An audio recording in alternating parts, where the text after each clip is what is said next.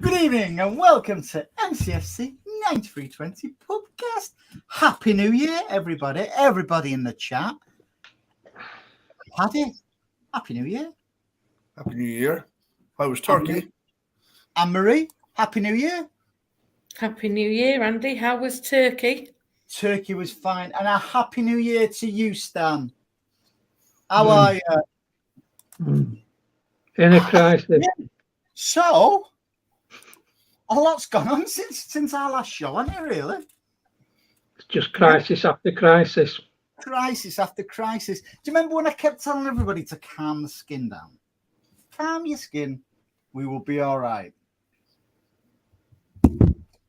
Is this my I told you so moment, Anne-Marie? No. What? I don't think any of us were panicking. I think we all said we'd come good and we'd still win the league. So I think, as per usual, talking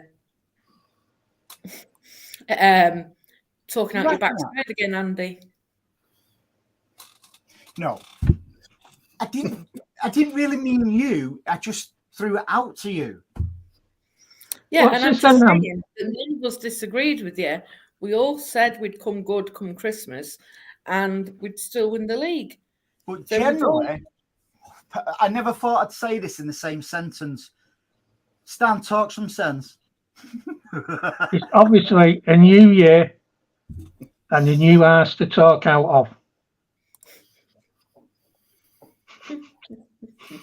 No, we'll only get vindicated. We'll only get vindicated in May if we win the whole lot. And funnily enough, as of today, as far as I can work out, we are the only team that can do the treble, the proper treble. Right, so it's a nice base. Let's call it that, Andy. It's a nice base Paddy, to start from. You get. I'm assuming you get where I'm coming from, Paddy. When I say there was too much hysteria, wasn't there? Well, I think where people were getting carried away was we were going away for that Club World Cup, and that Arsenal and Liverpool were going to be 90 points ahead of us by the time we got back. And we were in crisis, and we were in this. I think we're 3 points behind, are we? By game in hand. We're in a fantastic position, but yeah, let's talk about Phil Wow. Now, who's Phil Wow? He's centre forward after signing. No, Phil Foden. Yet again, he's just proving what I've been saying for God knows how long. He's generational, and what's really, really impressive for me so far this season is actually matured as well. As well as being a top player, is matured into a leader. Anne-Marie. He certainly has, Andy. And it makes you realise how lucky we are to have him. I don't know how you all get on with it. But he's just a different class. I don't believe there's anything he can't do. And at the minute he's obviously I know Kev came back today, but we wouldn't be where we are without Phil.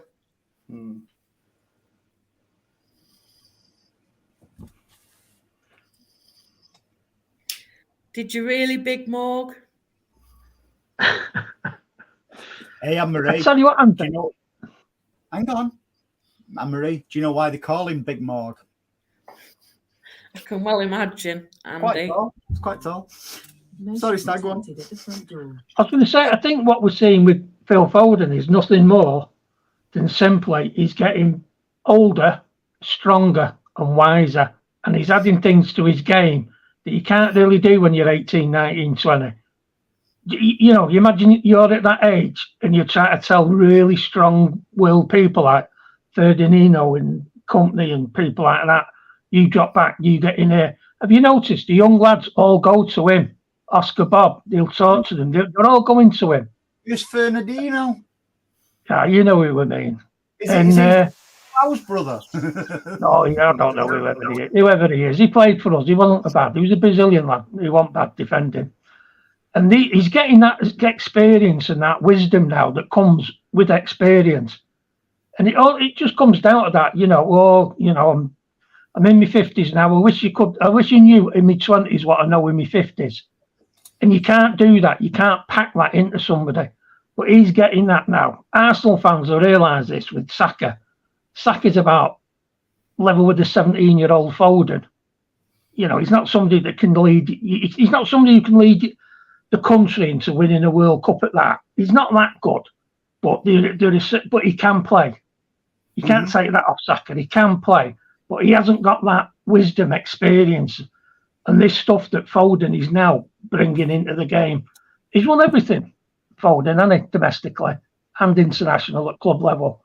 So people will look to him. And like I said, the kids look to him. And he's getting it that now. And he's got that confidence. And he's got the guys around him that can bring that confidence and that skill out. And this is why he's kicking on. Imagine what he's going to be like 26, 27, 28, 29 when he's peak, physical fitness and peak physical strength. I think the only reason why Phil Foden kicked on this season was Kevin De Bruyne wasn't playing. He got it. Yeah, that's a fair point as well. He actually got a chance to shine, and he got a chance to earn the extra responsibility. He took games by the neck and won game Suarez. I don't think he'd have shoved on as much. Took him a couple of months, but he got into it. Yeah. Do you think? Sorry, Paddy, I interrupted you there. No. Just think. The only reason why Foden is where he is today is because Kevin De Bruyne was injured. Do you think then? I was just going to say, Paddy. Yeah, but it still took him a couple of months, didn't it, to get into it? Do you think, Paddy? The The Champions League final when he came on for KDB was more or less his turning point because Pep was more or less, go on, go and show me. I think Foden's had a brilliant season, to be fair. There's been a few critics of him, as there's always a scapegoat, a critic or whatever, not just for City fans, but with football fans in general.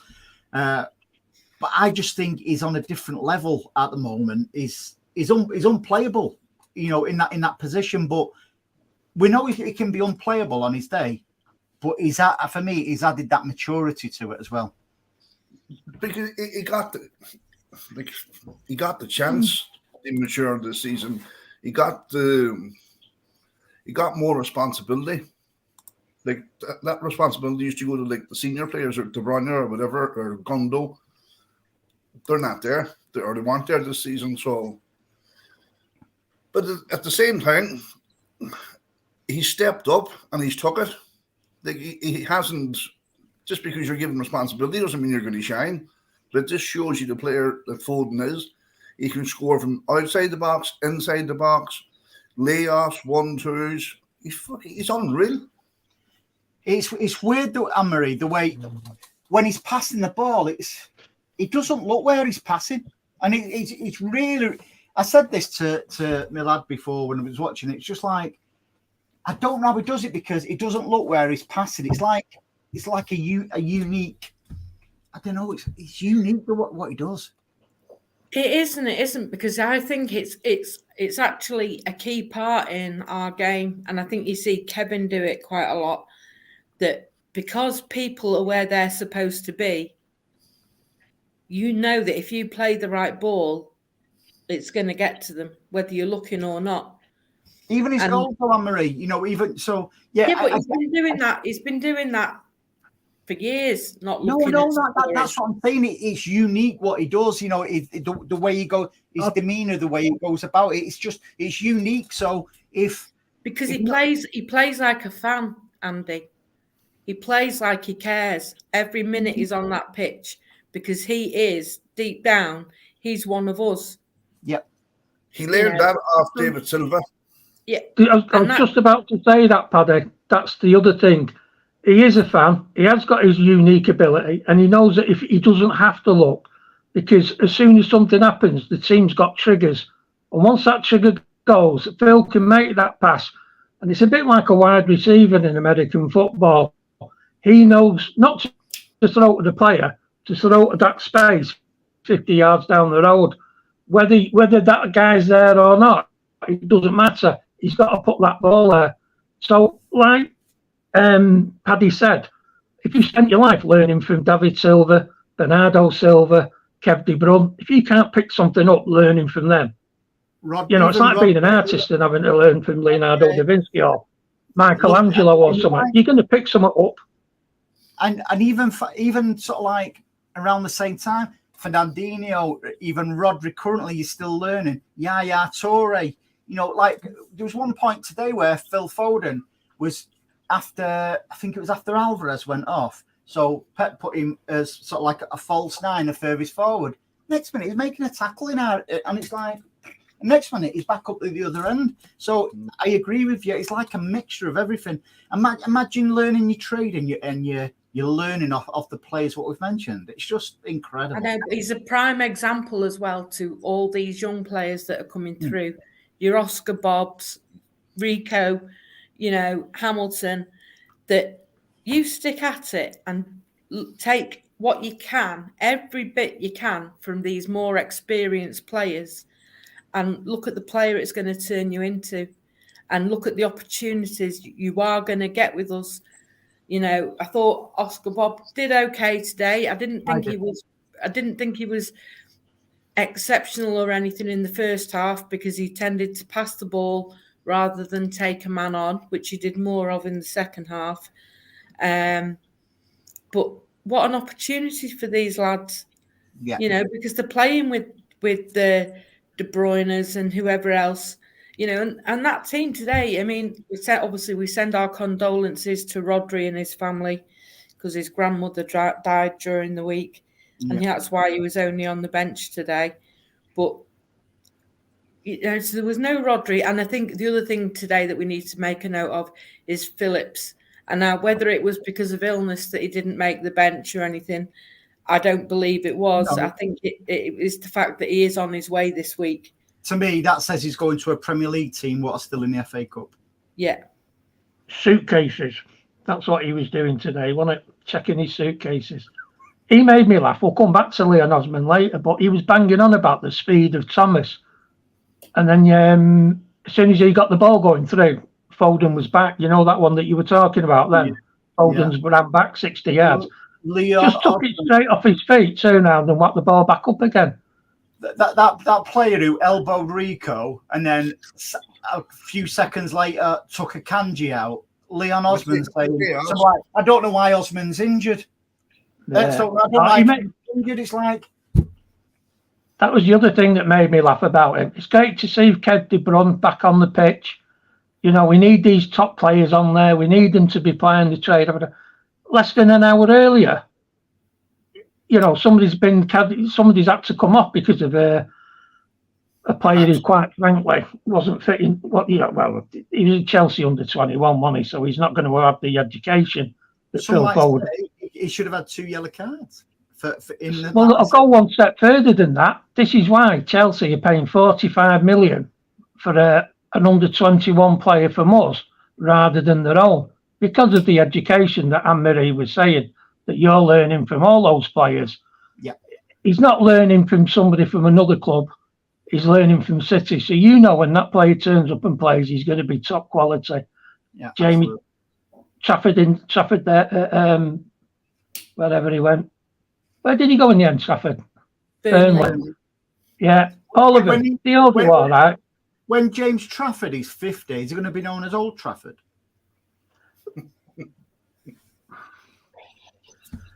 When he gets to 50, I'll have a little snigger. Right. Let's go through the team today, and I think what FIFA's saying is bang on. Ortega saves incredible today. I'm not nervous when Ortega's in the net. Even though I think Edison is improving as a goalkeeper, in particular his shot stopping and stuff like that. I've no qualms about Ortega being in there, and No, neither. he looked the part again today. And yeah, people might say, yeah, it was only Huddersfield. You can only beat what's in front of you, and you can only play well against who's in front of you, regardless of who it is. So yeah, all agree if he had a decent game today. I think he always does. He's like a cat. His reflexes are way better than Ederson's in terms of stopping the ball. I've made a few notes, right, because I'm here to be shot at, but I'm going to give you my thoughts on a few things.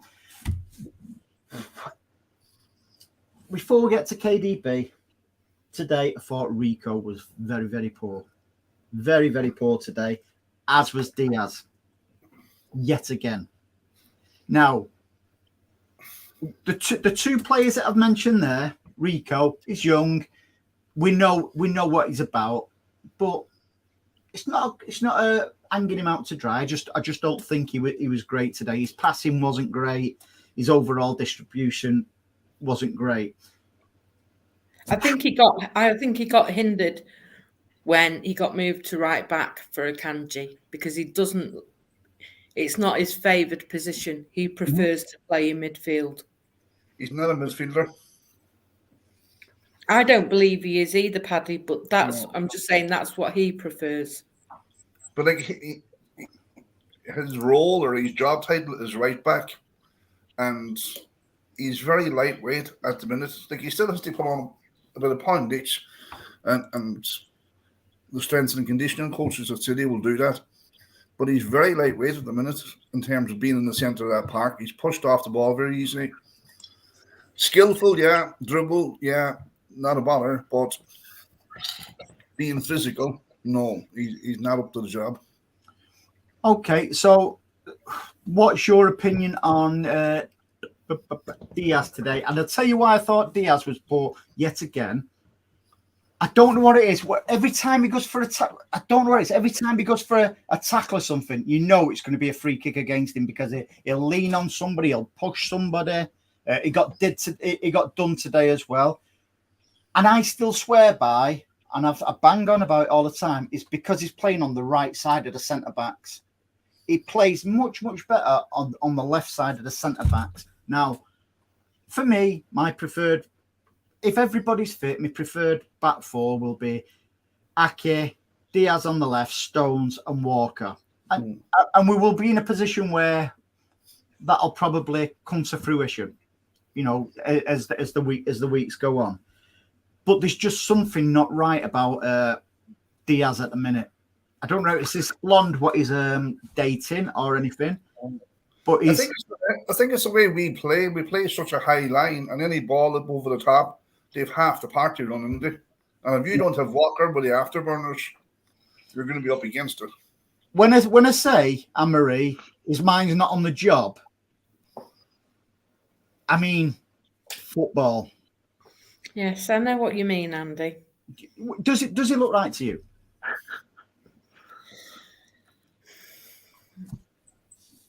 I think it's a difficult one because for me, there have been times this season, last season, where, with all due respect, he's dug us out the shit. Because he's covering for some of our weaker defenders, if you like. And I agree with you that he looks a lot better playing alongside Stones. I do agree on that front. But I don't see him making that many cock-ups. In fairness, I'd have more concern over Walker playing. Because I think Walker's more prone to the fouls, and yes, for all the pace he has, he still gets caught out quite a lot. You've got something about right-sided players, you. Oh. Yeah. Walker, we're discussing Diaz who and his performance today. He didn't do bad today. Like, what do you think that he didn't do right today? I know. Let us know in the chat. Am I talking bubbles or have you got concerns about Diaz's performances this season? I'm a little bit concerned about. I thought it was nice to see Gvardiol on the left side of them centre backs, where that's his stronger point. Now, I don't think he put a foot wrong. He did very well. Have we got two guys that can play on the left side of centre back really well? 3. Something to look forward to. 3. Ake, Gvardiol, and Diaz. We're going to need a left back though, aren't we? I think the best system we have is that. We've been saying that for years, Stan. Yeah, I know, but I mean, it's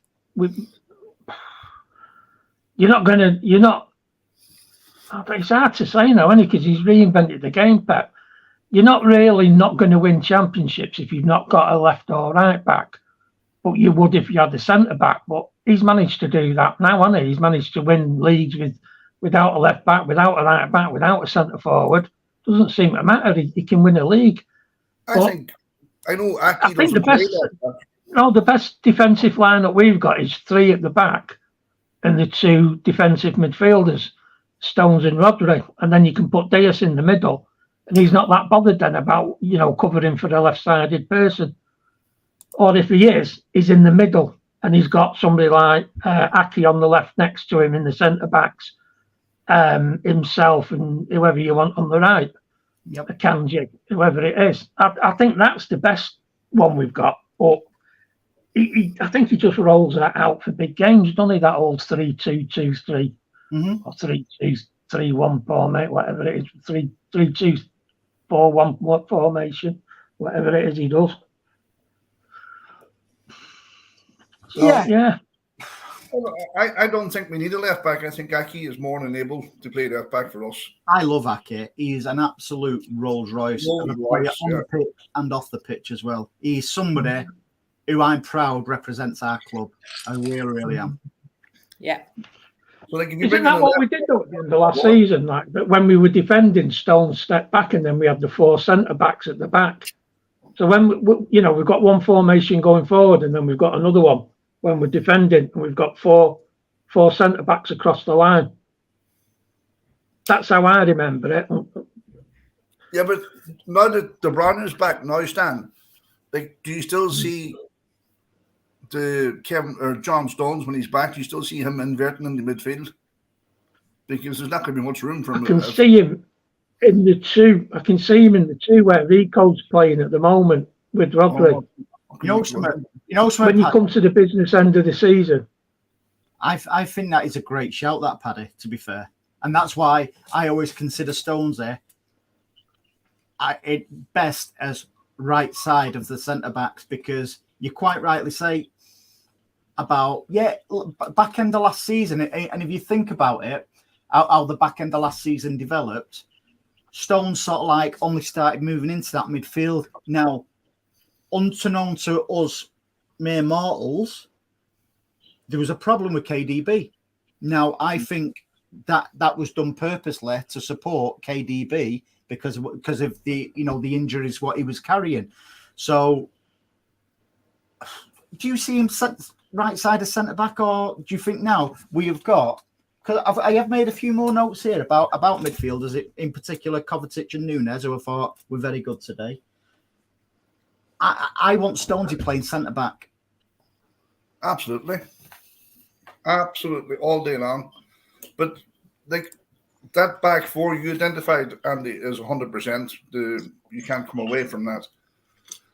But now that De Bruyne is back, you're going to have De Bruyne. He has to start.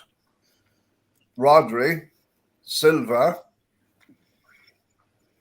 Foden.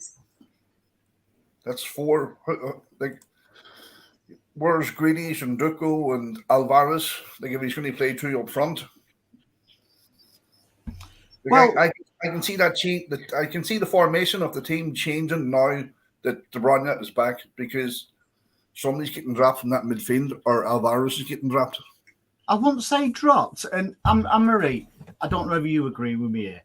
I've been saying, because we've had so many even suspensions with Rodri, because he's missed four games in the Premier League through suspension, which is something we've not had to go through before.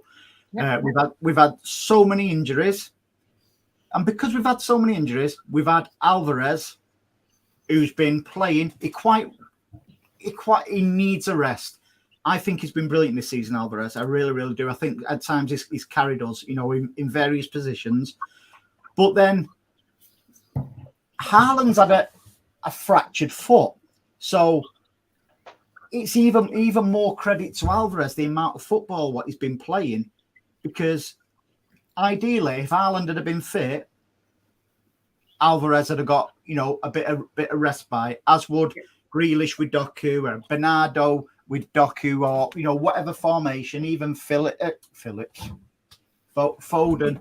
Because we've had that many injuries, players have had to play every single game pretty much. Whereas a fully fit squad, which we more or less got now, I won't say dropped. They'll be able to take a rest.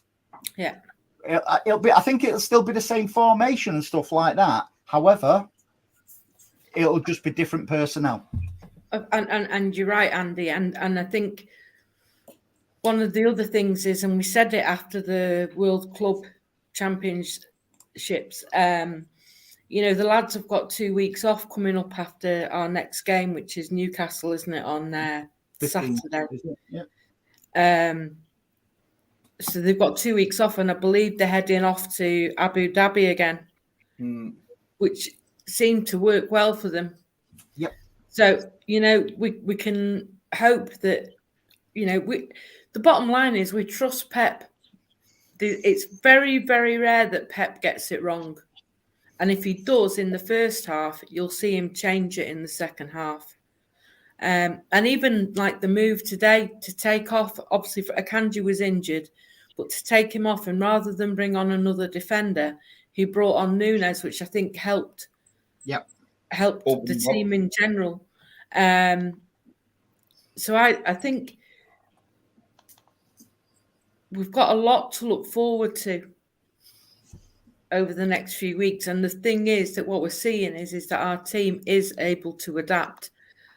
And from what they said originally about Haaland's injury, he made it sound like, well, he could play next week, but maybe not the week after, and that kind of thing. And it's obviously nothing like that, because we haven't seen him since, am I right in thinking it's November? Well, he's training. Yeah, but he's not playing. He's not even getting near the match day squad. Well, I'm not sorry about that, because I'd rather his foot healed. Absolutely. But a kind of part of me wishes that they'd said that right at the start. Was you the same like me today, Anne-Marie, where I was like, I wasn't really fussed with a KDB. I know he needs minutes, but I was thinking Huddersfield. Well, the way they were playing, there was part of me that didn't want him to come on, because I didn't want him getting kicked here, there and everywhere. Which there was a big risk of happening because they were quite physical. But we're looking to the next few months, and I can just see us getting better and better again. I can just see it. So I'm sitting here quietly confident of what lays ahead of us, and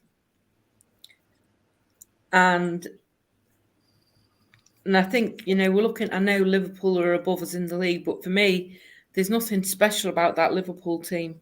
Nothing at all. They're just getting the results at the minute. And, you look at Arsenal and they've not won in 7. Am I right? Not won in 7 games.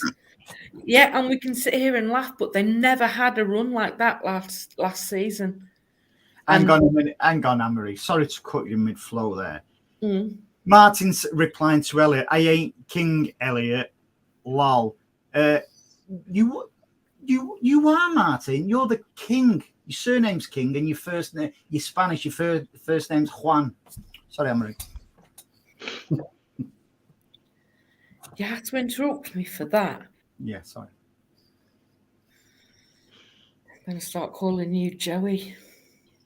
Don't start going on about Joey Barton, because he's right what he says about you. But I'll tell you, like, if you think about it, we haven't hit top gear yet. Nope.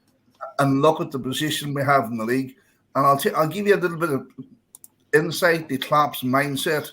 When he mentioned Kevin De Bruyne, when he warmed up, the whole world erupted. It was like an earthquake.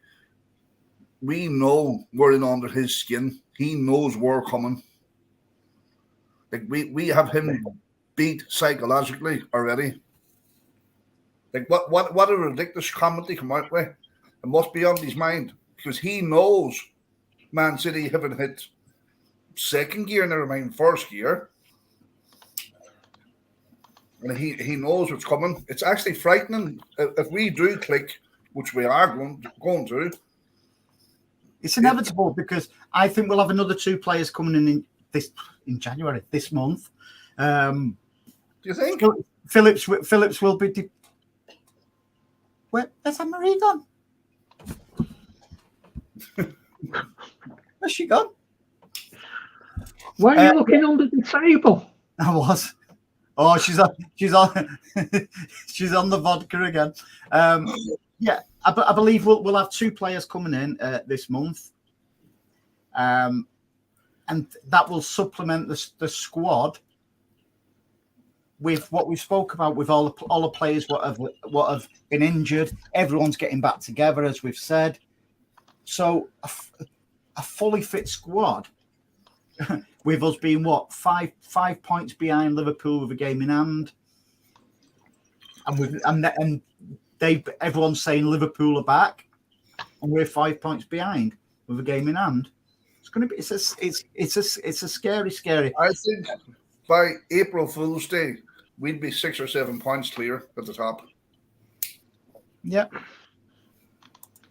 The other thing, you got to remember is by the end of this month, Liverpool will have played Everton again. Liverpool will have played Arsenal again in the league. So there's 2 guaranteed drop points for one of them. Yeah. Look, I don't think because of, and I always say this, we're sort of like victims of our own success because we've played that many games. The players physically can't play every single game. Sorry, folks. Give us 1 minute. 1 minute. Go on, carry on. So another. Before I get to Doku, I thought today Kovacic in particular and Nunes were very, very.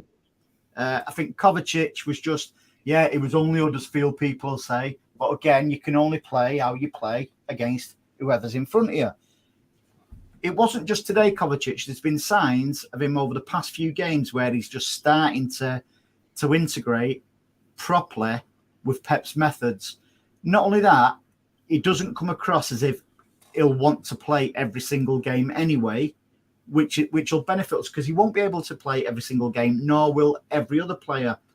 I think everyone's assuming now that KDB will be starting against Newcastle and he's not going to miss any minutes. I don't think that at all. I personally think he'll be on the bench against Newcastle and Pep will want to integrate him properly rather than try to rush him in. Because what's the point in trying to rush him in, Anne-Marie, when we've lost him for half a season already?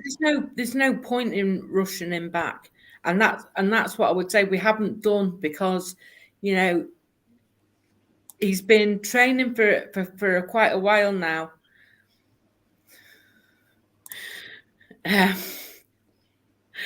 And we haven't rushed him back into the squad. And I think that's a good sign for us. And we have to bring him back slowly and surely. And, for all we know, he could be the perfect impact player. Coming off the bench every few games or whatever. Yep. Do you agree with what I tweeted out earlier?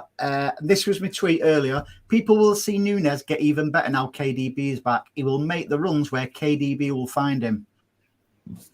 He made several runs again. He wasn't found.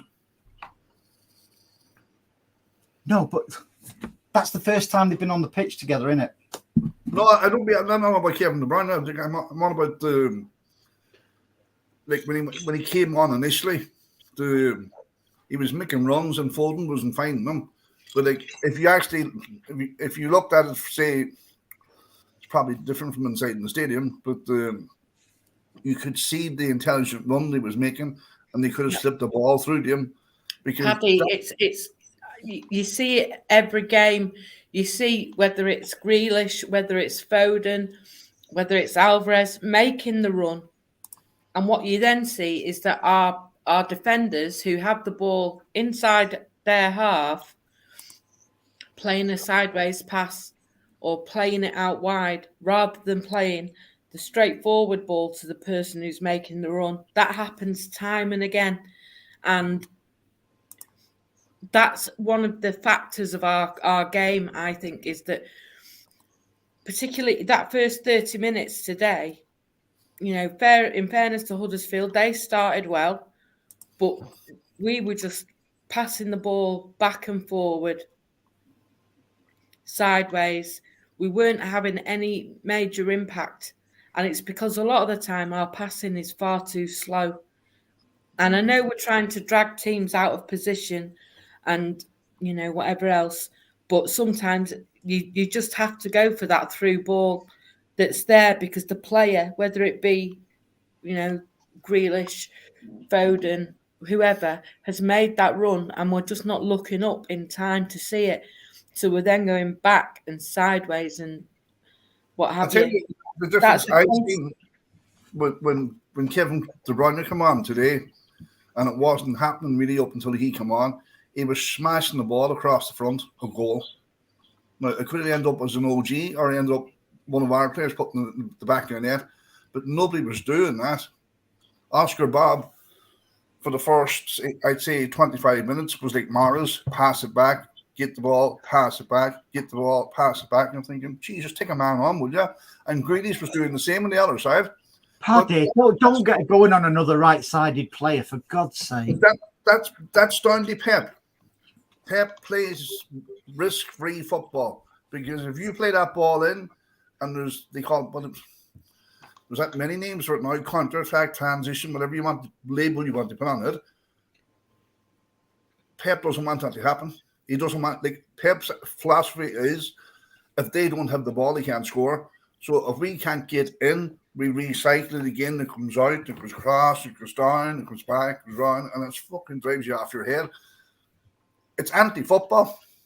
It's like teams like Huddersfield, and there's Premiership teams come to us and do that. They sit back. Liverpool do it. Liverpool are a counter-attacking football team. Like, if Liverpool had to play in the front foot, they wouldn't be where they are today. No, I agree. I just think that over the past few games, Kovacic has been very good. Nunes, I do see him. He's got a good engine. He's got a good engine on him, up and down, left and right. He's going to be an asset to us. He was brilliant for our second goal. The way he made that himself. The way the ball came over to him, he brought it down, and he did what a good player does. He didn't hit it across the goal line. He actually knocked it back, ready for. Well, Rico was unlucky not to connect with it proper, but Alvarez yet again, I'll say yet again, was there like a predator to bang it in the back of the net. So we all of a sudden we've gone from a so-called crisis to, you know, something. We've got a lot of quality in that squad, Stan. Hello. We have. There's no doubt about it. It's just been frustrating that things, for whatever reason, and it seems to be a numerous amount of small different reasons, we've just not clicked. But then again, nobody really knows or can take into account just how much winning that treble did take out of some of the players mentally, physically. You know, they're being asked to go again every single week. You know, when teams come to us, as you've said before, they're not just coming to a team that they think they can beat. Top teams are coming to us and thinking we're going to need 5 or 6 defending and maybe 7, 8, 9, 10 players behind the ball. Yep. And they can't break that down. these teams, say, oh, we've gone to someone won 4-0. City only won 2-0. But they went against a team that played 4-4-2 or a regular formation against them because they're not worried about them. City roll into town, and it doesn't matter whether it's home or away. Bloody hell, 9 players behind the ball straight away. Then we'll see where it goes. And then we'll see after an hour if we're still in it, if we're only a goal. Yep. Then we might stick our heads up above the parapet. It's Exactly. What can you do without it? It's again, it comes back. We've been the victims of our own success. As we said earlier, we're now the only team that can do the real treble. Liverpool will play Arsenal in a few weeks. One of them will drop 2 points, and then it's going to be seen that the pendulum swinging further towards City again. Yeah, absolutely, mate. But you've got to work hard to get yourself into that position. You can't just walk up to the top of the hill without any problems and then stay up there because everybody's throwing cable car, stones, bricks, and arrows at you. Cable car. It's not easy. It's not easy. You already say that, don't they? It's either, it's tough at the top, but it's tough to get to the top, but it's even tougher to stay there. Yeah. And, our lads have to go through it. They have to go through everything, that little bit. Ireland gets it, he's a big fella, he shouldn't fall over. So they do a tackle on Rico Lewis. Oh, well, he's too small, isn't he? Mm-hmm. It's everything. There's every reason, every single reason for every little thing gets thrown at City. Yeah. You won't win anything because you're mercenaries. You spent that much money that you should have won everything. We have. 115 charges of what? Are any of them, has any of them been proved? Yeah, because I've read it on Twitter. Yeah, my mate saw it. My mate's seen the actual documents they've been given to him. Yeah. And he said it's all true. He hasn't seen them, but they have seen them. But let's be honest, Liverpool in the 70s and 80s and Uniteds, we all did it to them. We did. We threw everything at them. And that's what you do, and you've just got to sit there and take it. And remember, it's Scarface, isn't it? You know who can't take it now is Arsenal, because Saka now is getting that Grealish and Duku and all our wingers they're doubling up on him. And they actually wrote a letter of complaint to the referees. They say he was getting rough treatment. Jesus Christ, Jack, he just gets booted off the park day in and day out. Yeah, but Arsenal, let's remember, they just could have, they should have merchants, aren't they? They could have won it, they should have won it. But they just haven't got. It's a great example of the mental side of the game where City is so far dominant than Arsenal are. Yeah. And what were we talking about coming back from the World Club? Pep's overheard the conversation in the back of the plane. The players themselves were talking about Everton. Yeah. What they needed to do. Mm-hmm. Pep's not coaching that. Now, that's the players themselves. Well, again, let's be honest. Not everything's perfect all the time, and sometimes we have mistakes, and sometimes we do. We're the engineers of our own mistakes. But as Anne-Marie said, 99. Well, she didn't quite say 99.9% of the time, Pep gets it right, but he does get it right the overwhelming majority of the time. But that's all you can ask. That's all you can ask. Stan, do you know something?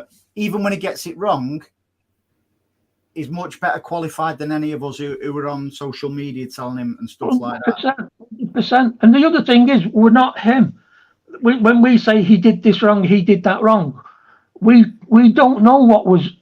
Things have gone wrong, but we can't say for certain what they are because we don't know what he said before the match. We don't know what he said.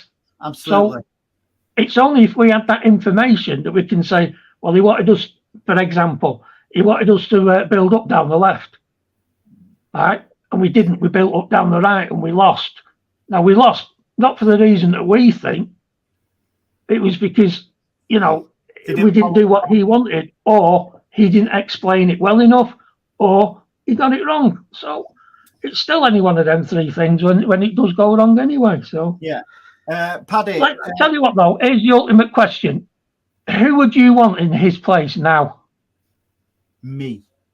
No, I wouldn't want anybody. Nobody. No, that's it. So there's the answer. Paddy, MT's put good. Good evening, MT. Good to see you on here, pal. Although we are getting players back from injury, we still need to get a couple of players in this transfer window, which I doubt Pep will. Won't surprise me if we don't buy anyone in January. And it's just my personal opinion. I think we will bring 2 in. For where? Hang on, I might not have heard this earlier. We've already brought one in. Is that one? Is that the one that we've already brought in? One of the 2? No, I do believe we'll bring 2 in because Phillips is obviously going. It's just my opinion. And I'm just trying to nail you down. I know you well enough. I want to nail you down. These 2, is it 2 new ones or is Etihad one of them? You want to nail me? Oh, you know what I'm saying. Oh, Jesus. For what positions, Andy? I can see something on the right. I can genuinely see something on the right. Whether that's more defensive or midfield, don't know. And he's looking at Paqueta, isn't he? I see Paqueta was back. Sorry, Paqueta, whatever the commentators call him. He was back. I think he was back for West Ham today, wasn't he? No, I got injured. Yeah. Again? Yeah. They had 2 injuries in the first half, West Ham. Who's this? Who got injured? Paqueta. But Andy, you're talking 80, 90 million, 100 million to get him. And then January. In January. I'm not saying we will get him or get this talk of Kimmich. I don't think Kimmich will happen. I don't think we need Kimmich. I'd be quite happy to bring 1 in, just 1. So just to freshen the squad up a little bit. We've already signed 1 though, haven't we?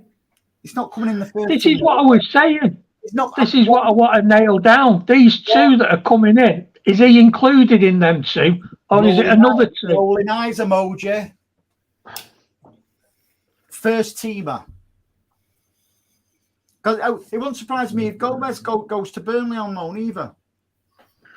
No, he's not going anywhere. We need him. Do we? Well, like if you look at that,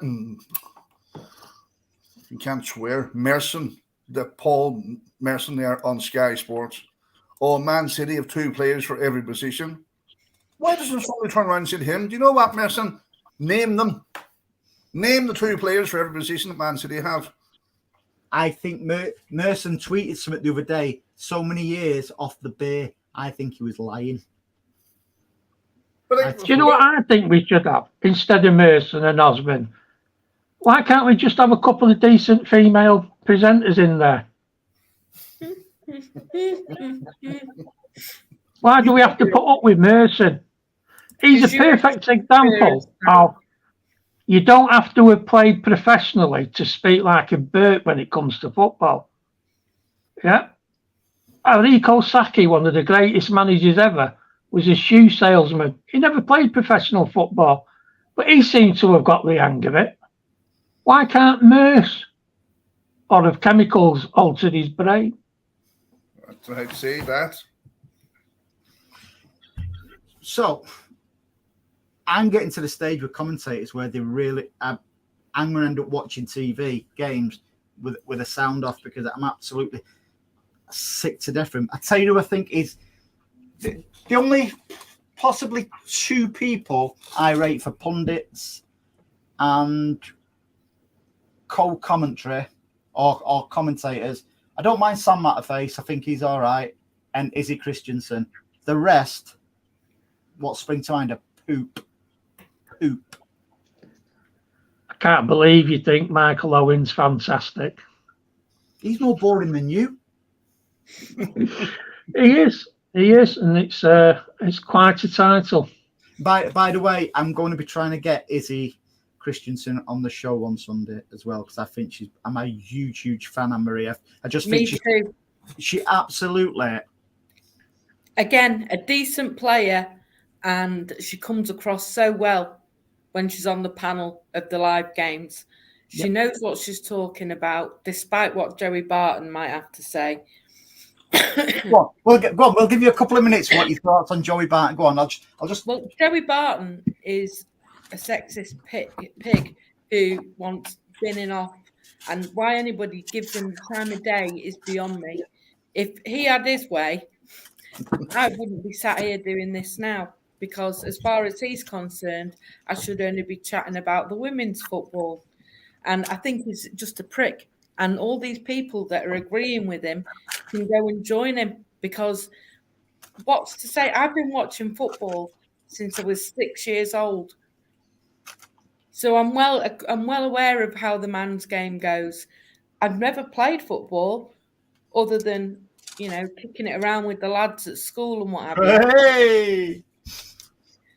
But I do actually know what I'm talking about.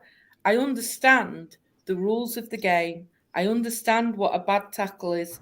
I understand when players are having a bit of... Stop it, Andy. I saw you laughing about the bad tackle. Having a poor run of form. I love my club.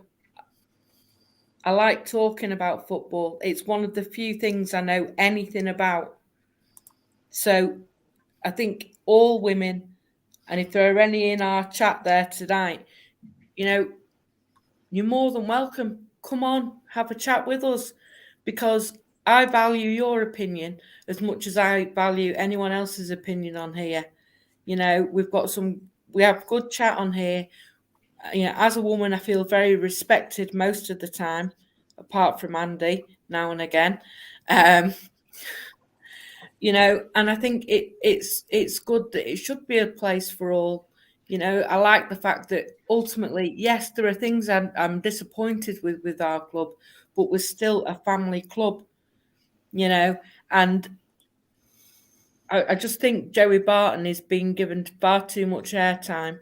The fact that ITV responded to his comments on Friday night was ridiculous. They shouldn't have to respond to his comments. And we shouldn't be. Nobody. But we shouldn't be giving Joey Barton the time of day. He should be starved of oxygen. And I have no interest in female football. I wouldn't watch it if it was playing outside the front door. But they turn around and say that you shouldn't have female commentators. It is... I wouldn't... if he wants to use Neville, the character, Roy Keane, Micah Richards, who used to play for us, it's probably the most annoying. He gets on my tits now, Micah. He drives me... I've been blocked on social media. When he first went to Sky Sports, it was we this and we that. And then the following season, he was told, and then it was Manchester City this, Manchester City that. We had gone. And if Joey Barton thinks that them boys are the standard of commentating without their bias, that we should be subjected to them instead of an alternative female voice, male voice, I don't care what voice, as long as they're fair and they call it how it is. And one fella who actually does that, believe it or not, is Gary Lineker. Because he's not. Gary Lineker's not biased towards any team. He's just Leicester, Tottenham, Everton. Not when you compare him, Amory, to the rest of them, the Neville and Keane and Spiddy. Gary Lineker never goes there. He'll make a wisecrack, he'll make a joke, but he never goes there. Like Gary Neville goes on Sky Sports and national broadcaster and calls us oil money, sports wax and state-owned club and gets away with it. He's a very lucky man, Carragher, that he got a career, because he played for a team that should have been disbanded in the 30th of May 1985. So when he's carrying on about state money and state this and state that, he would never have won a league medal anyway, because he'd have been shifted out. Because any team that would have had the money to replace him would have done. Finished. Period. End of. Andrew says, well said, Anne-Marie. Clap, clap, clap, clap, clap. There's plenty of plant pots. It's not just the odd women who's not great. Most of the blokes are terrible. I absolutely rubber stamp that, what Andrew said there. And it's starting to drive me mad. I know we've gone away a little bit from the map, but I still think what you've said, Anne-Marie, I absolutely need saying, because although, and I think Paddy summed it up brilliantly, he can't stand women's football. If he was playing in his garden, he'd close the curtains, but he still agrees that, you know, with the principle. What are you laughing at?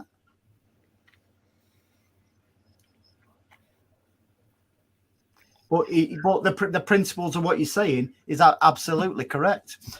Big Morg, however, says Anne-Marie speaks sense, but most female pundits are not good. Same with the blokes, mate. Okay, name a good male pundit.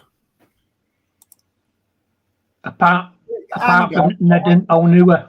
Alex sucking up here. Women have brains too. I've got brains as well. I won't tell you where they are, though. You don't need to. We all know. Yeah, in the fucking jar behind you, in juice.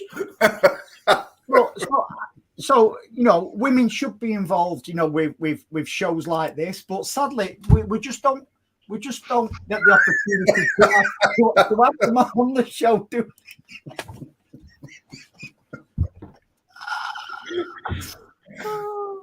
But no, well said, Anne-Marie. You know, and I totally respect what you say on that. Right, let's get back to the game a little bit today. One player who's, listen, I've got a feeling I'm going to get abuse here off every man and his dog. And I don't want to What about woman? You're not saying man, woman, and dog. Why are you leaving women out for? You've been sexist. Joey Barton would think he covered women when he said dog. Stan, I think you're barking up the wrong tree there, mate. That was a bit rough, that. So, right, this is my opinion on Doku. You will get some stick there, over. And I need to say this. I support every player what pulls on the City shirt. But we have opinions, you know, and it's not going to be one of these Doku versus Grealish things. I'm just going to give you my opinion on Doku.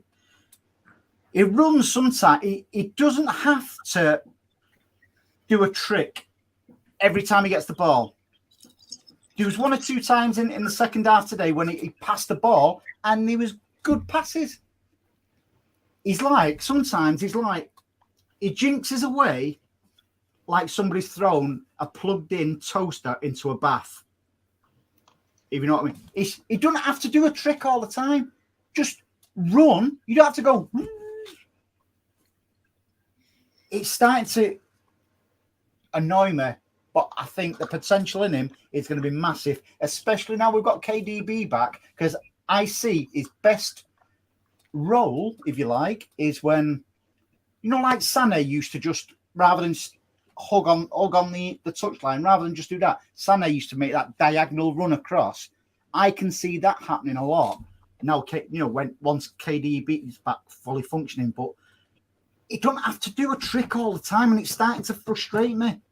He's like a 2024 Peter Beagrie. It's got to stop.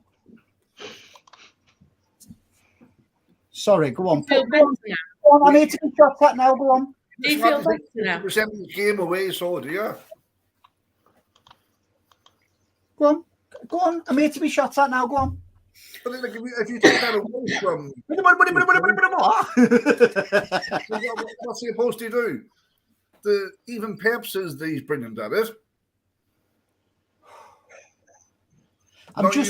Now you want to take that away.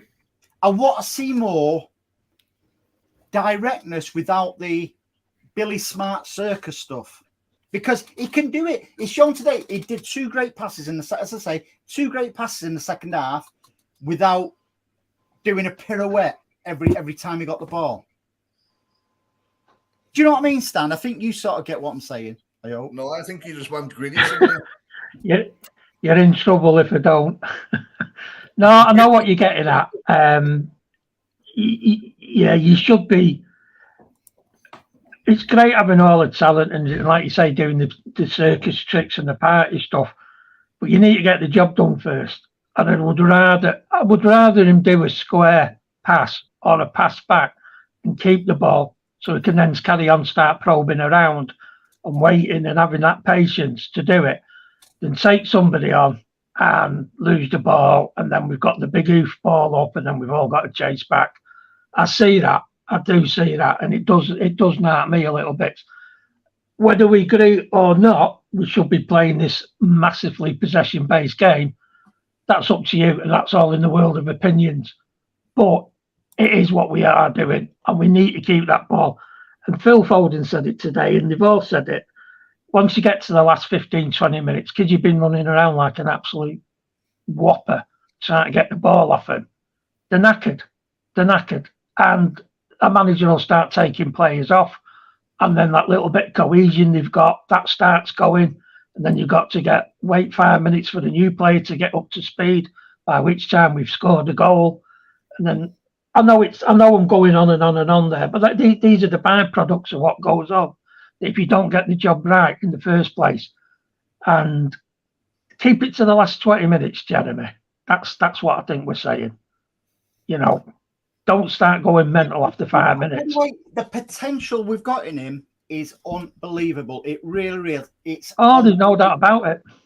However, a season under Pep will be brilliant. It really will. But at the moment, just pass the No, but you've got to expect that. You know, we always ask everybody to give a player a year to, blossom under Pep or figure out what it is he's trying to do, because it ain't easy, whatever it is he's trying to do. So we can't go diving in now and having a pop at him.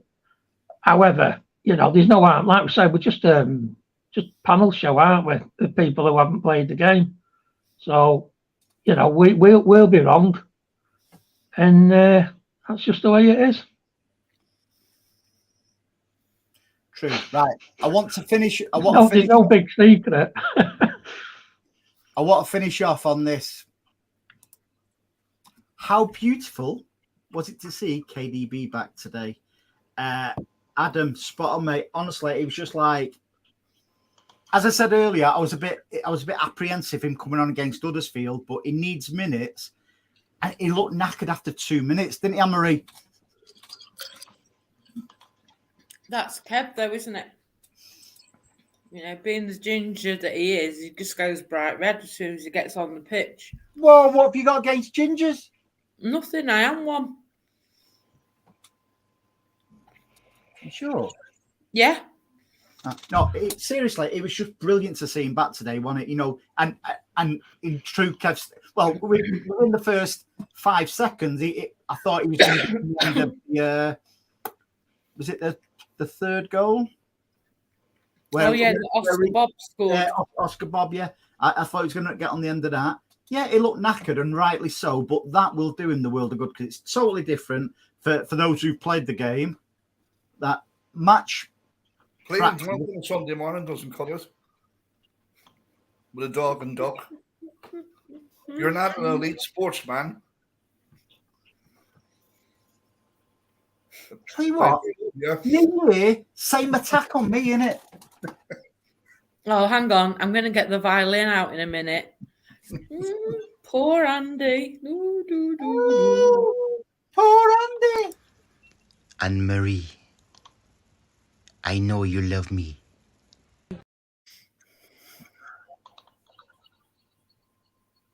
Wolf Truffle, but duck's back now, Andy. What?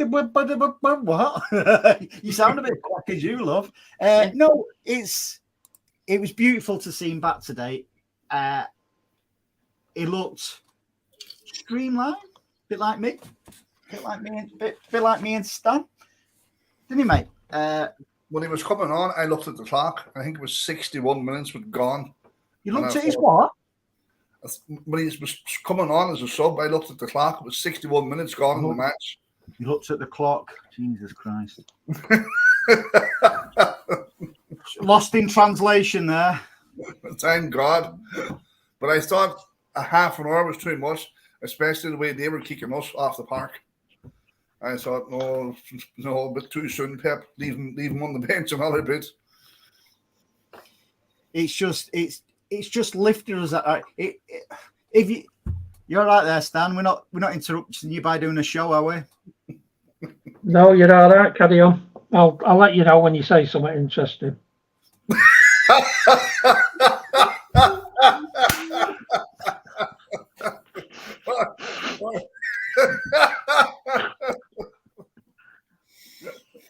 Well, it's good. It's good to have him back on a Sunday night so we can abuse him. Yeah. I forgot. It's almost like having Kev back at this time. It's like lifted everybody a bit like when the Premier League threw them charges at us. It's like galvanised us. I think that's galvanised the whole squad because it's like the king is back. Yeah. Yeah, it was. Thanks, Dan. Thanks for that. Input. What you give us. Yeah. Now, I'll tell you one thing though. I must admit there was a shout I did hear from somebody saying. Hang on, before you say it, what's your thoughts, Anne-Marie? You're a dick. I'm asking you your thoughts on KDB today. Yeah, no, a mate of mine of the same age. He's quite disappointed in Pep because he distinctly remembers when we were rubbish, we could beat Huddersfield 10-1. Said it's only 5-0. Said he's taking us backwards. One for the old timers there. Things ain't what they used to be. It was. You could, even though I wasn't there today, even without it panning to Kev, warming up or out like that.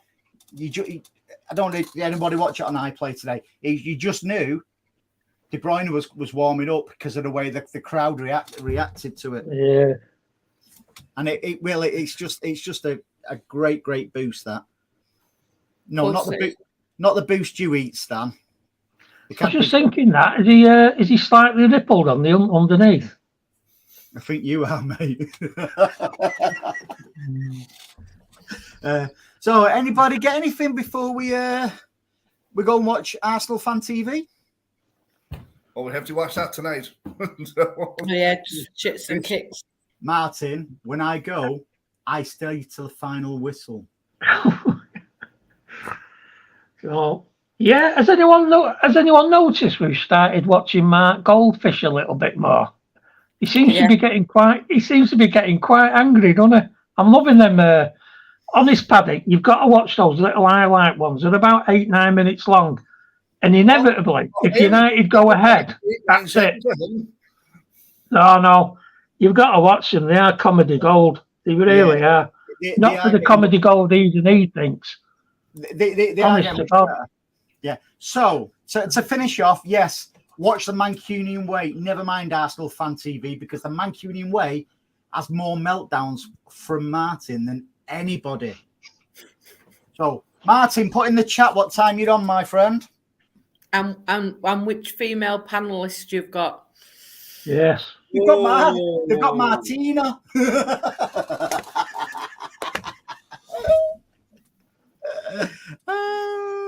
Yeah. So, yeah. Good to be back, guys. World champions. We've beat every champion. Yeah, we really are the best team in the land and all the world. Yeah, and we weren't lying. We beat mighty Huddersfield 5-0. But more importantly, the King is back. So we'll do it all again. Oh, so there you go. And Marie, Martin wants you to go on the show. No, I think it says it. Has it not said it's got Alan? Martin, put in the chat if you want Anne-Marie to go on your show, my friend. Or for the members of the Mancunian Way as well, put in the chat if you want Anne-Marie to go on. You don't have to, people. No, you do. Right, so thank you, as always, to you three lovely people. Thanks, Andy. But more importantly than anybody, our great people in the chat. It's good to be back. It's good to have a giggle. And City are back for the next round. Hello. And Stan is back as well. Thanks for joining us, everybody.